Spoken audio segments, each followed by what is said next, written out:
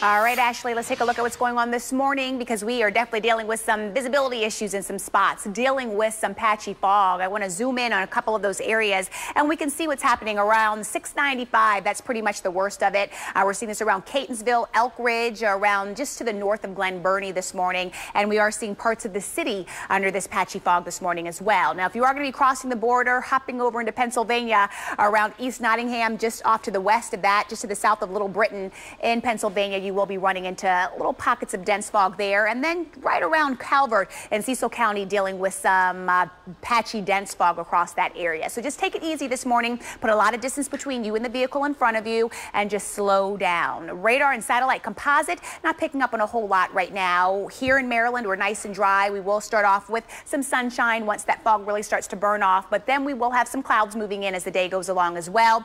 This is the type of day that you really don't want to see all that sun out there, because all that's going to do is add to the instability in the atmosphere, and that's what's going to really fire and ignite these thunderstorms. We already had that trigger for these thunderstorms, and that trigger is that cold front that will be slicing through as we head more towards the evening time frame. So we do have the warm air in place. Dew points will continue to rise with all that moisture coming in from the Gulf of Mexico. This stationary front will move back up as a warm front, so we will be in that warm sector, and boy, will it get its act together in that warm sector, and that's why we do have the potential for some severe to strong thunderstorms as the day goes along. I'll detail the timing on that in just a second, but getting out the door this morning, check out these temperatures. We're looking at numbers in the 60s in most spots this morning. It's 68 degrees right now, Tucson River, 66 in OC.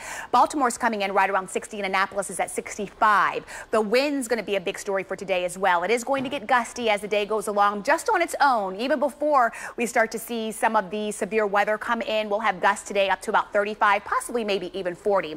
Now, on my Facebook page, I got a question. Lynette, is it for the region that we're going to see severe weather? Yes, the Mid-Atlantic, no matter where you go, you are going to see that severe weather for today.